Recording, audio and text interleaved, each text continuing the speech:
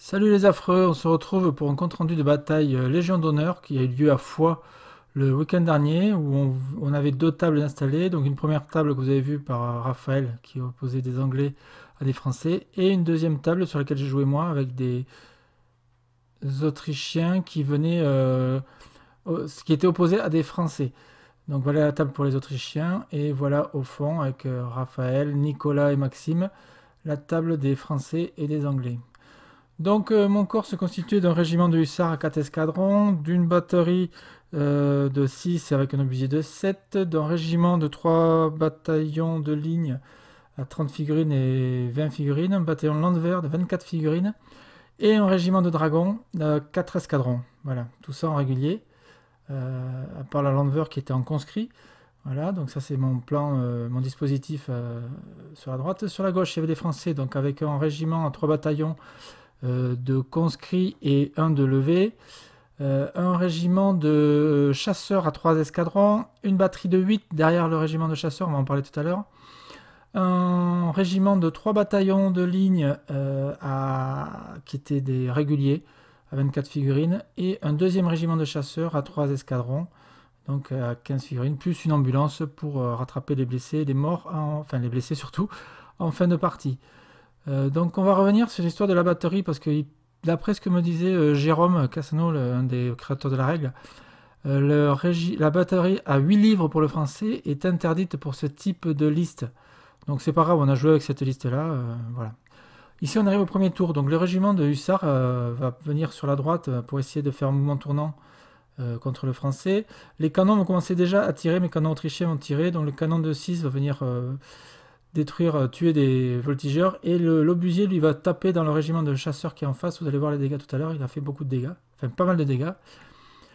Mes régiments de ligne, eux, vont essayer de passer sur la droite en essayant d'éviter les tirs de canon. Enfin, tant que le canon est caché, le canon français était caché par ses propres troupes, donc je vais en profiter pour essayer de passer sur la droite. La Landwehr, elle est en ligne, je la laisse là, et mon régiment de dragons, j'ai pas pu l'activer au premier tour, donc il est resté bloqué derrière le bois. C'est un peu dommage parce que je voulais vraiment accélérer avec ce régiment de dragons et j'ai pas pu. Voilà. Les Français, lui, il va avancer avec ses bataillons de conscrits, donc il va avancer très lentement sur ce côté-là, très prudemment plutôt, je dirais, plutôt que très lentement, très prudemment. Le régiment de chasseurs français, lui, va passer devant tout le monde pour venir sur la droite. Les canons de 8, donc, qui sont en place et qui attendent de pouvoir tirer. Vous voyez le régiment de chasseurs qui passe devant, là, qui masque tout, et qui va venir sur la droite, sur sa droite à lui pour venir essayer de m'embêter.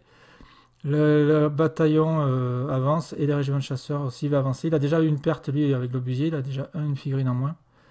Et puis ça va continuer comme ça. De retour sur notre table, les hussards se dirigent sur la droite et vont venir face aux chasseurs français. Mes canons continuent à tirer et vont faire des dégâts dans le régiment de chasseurs en face. Ils vont lui détruire 2 figurines de plus. Et mon infanterie se dirige légèrement sur la droite pour faire le tour du village. Mon infanterie va subir le tir des canons français, et vous allez voir ici que ce bataillon a subi tout simplement une perte par rang, donc 6 rangs, 6 figurines, c'était le maximum possible, moi je l'ai pris. De l'autre côté, c'est fait aussi pour ça l'Autrichien, c'est des bataillons à 30 figurines, donc c'est un moindre mal d'en prendre 6 pertes, et bien écoutez, c'est fait aussi pour ça, et ça protège au moins les autres bataillons qui eux peuvent se diriger tranquillement sur la droite, parce qu'il n'y a pas eu de pénétration ni de rebond sur ce tir-là. Voilà, donc il ne faut pas que ça dure toute la partie, mais là, sur ce coup-là, bon, tant pis, j'ai pris le maximum possible, mais ça a protégé les autres. La Landwehr ne bouge pas, et les dragons sont enfin activés, et vont pouvoir venir un peu menacer la droite française, que vous voyez ici, donc les bataillons français qui avancent, et le régiment de chasseurs français qui, lui, vient sur ma gauche, et qui effectue une menace, donc mes dragons vont venir les contrer. Le canon de 8 qui me perce de partout, l'infanterie qui avance, et vous voyez les dégâts, le trou dans le régiment de chasseurs français qui a déjà perdu 3 figurines sur 15. Ça va avoir un impact pour la suite, en fait, pas vraiment. Je vais vous expliquer pourquoi un peu plus tard. On se retrouve pour le combat de cavalerie entre les hussards et les chasseurs français. Donc les chasseurs ont chargé, les hussards n'ont pas bougé, ils ont changé de formation, ils sont mis sur 2 rangs en ligne. Et les chasseurs donc vont taper avec le premier rang, ils vont taper les premiers avec le premier rang, le deuxième rang, mais pas le troisième rang puisqu'ils ne sont qu'à 2 figurines. Et donc ils tapent en tout avec 10 figurines, dont 2 figurines d'élite. Moi je vais taper avec le restant de mes figurines suite au combat du premier rang. Donc le français va jeter 8 figurines, où il va taper à 3, à 4 plus, me semble. Non, à 3 plus, à 4 plus avec les régiments réguliers. Et ensuite 2 dés pour l'élite, où là il va taper à 3 plus. Donc avec ces 3 plus, eh bien, il me fait 2 pertes, et il me fait en tout 6 pertes. Donc j'enlève les 6 figurines. Et moi je vais donc combattre avec le restant de mes figurines. Donc j'en avais 16, donc il ne me reste plus que 10 figurines. Donc avec ces 10 figurines, eh bien, je vais jeter 10 dés. Et comme j'ai une force de... Enfin, un physique de 4, et le français a un physique de 4 aussi, ça me fait... Il faut que je fasse un résultat de 4+. Donc sur chaque dé qui fait 4 ou plus, je vais faire une perte chez le français. Donc on va jeter les 10 dés. Et je vais lui faire en tout... si je me rappelle bien, 5 pertes. Voilà. Donc lui, il me fait 6 pertes, et moi je lui fais 5 pertes. Suite à ça, on va résoudre, donc là je compte mes pertes, voilà les 5 pertes. Suite à ça, on va résoudre le résultat du corps à corps. Donc, sur le résultat du corps à corps, donc, je vais mettre un D6 de mon côté pour marquer le nombre de pertes qu'il m'a fait, et on va mettre un D5 derrière son unité pour montrer le nombre de pertes qu'il m'a fait. Pour résoudre le corps à corps, donc on va compter les malus et les bonus. Donc, lui, il a un étendard, ça se voit pas, mais il a un porte-aigle, donc ça compte pour un étendard. Donc ça lui fait un +1. Il a une charge de cavalerie, ça lui fait un +1 aussi. Il a le nombre de pertes qu'il m'a fait, ça lui fait un +6. Et puis, il a le nombre de rangs au-delà du premier rang au moment du contact, c'était +1, puisque je vous ai dit, le dernier rang, il n'avait que 2 figurines, donc il ne peut n'avoir qu'un +1. Ça lui fait donc, en tout, un total de 9.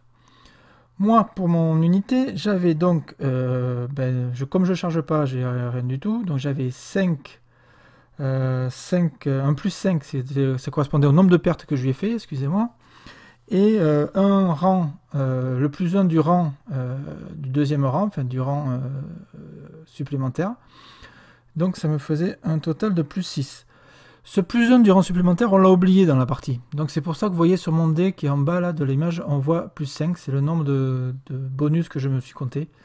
Et c'était une erreur. Ça n'aurait pas changé grand chose, je vous rassure, parce que lui il a un total en tout de 9, et moi je vais avoir un total de 5, ce qui va nous faire un écart de 4 figurines. De 4, pardon, pas de 4 figurines, de 4, excusez-moi. Cet écart donc fait que c'est le français qui gagne le combat. On va utiliser cette différence pour déclarer, pour calculer le test de psychologie que va devoir subir la cavalerie autrichienne, puisque suite au combat perdu, je dois faire un test immédiat. Donc sur ce test, il est simple, j'ai une psychologie de 7. Donc on part sur la base de 7, et on retire tout simplement la différence qu'il y a entre les bonus français et les bonus autrichiens. Donc là, c'est en l'occurrence c'est 4, on a compté 4 pour la partie, mais ça aurait été 3 normalement. Donc 7 moins 4, ça fait 3. Il faut que je fasse 3 ou moins avec 2 dés pour réussir le test. Donc là, je suis vraiment pas confiant sur ce coup-là. Je vais quand même lancer les dés. Je vais faire un résultat de 11, je crois. Un truc catastrophique. Donc on va voir, là on est en train de calculer. Je jette le dé, je le rate. Et je vais utiliser, après avis pris auprès de Raphaël, je vais utiliser un point tactique pour essayer de relancer, ça ne me coûte rien, j'avais utilisé qu'un seul point tactique, c'est le petit jeton vert que vous voyez en bas, je rejette, et là j'ai cru parce que je vois le 1 sur le dé bleu, je me dis ouais ça passe, et en fait j'avais un 5 sur le dé blanc, donc j'ai fait 6 en tout, donc je rate complètement mon test psychologique. Bon, à 3, c'était plus facile de le rater que de le réussir. Donc du coup là, voilà, je mets mon point tactique, il me resterait à 2 pour la partie, et donc je pars en fuite. Alors là, on a fait une autre erreur derrière, c'est-à-dire qu'avant que je parte en fuite, le français doit dire ce que je fais. Donc là, je jette 2 dés. Avec ces 2 dés, je vais déterminer la distance de fuite de mon unité de hussard. Donc j'ai un mouvement de 9, et je crois que je fais 8 au dé, donc ça fait 9 plus 8, 17. Donc je pars à 17 pas de ma position de départ. Vous voyez, là, je mesure, je pars à 17 pas. Je me prends le mètre dans le doigt. Je pars à 17 pas, et lui, avant de faire ça, normalement, il aurait dû dire ce qu'il faisait. Avant même que je jette le dé pour savoir ma distance finale. Bon, ça va pas changer grand chose non plus, vous allez voir. Donc je pars à 17 pas. Lui, là je marque mon jeton, voilà, et là je fais mon mouvement. Suite à ça, le français va décider, il réfléchit, blablabli, blablabla.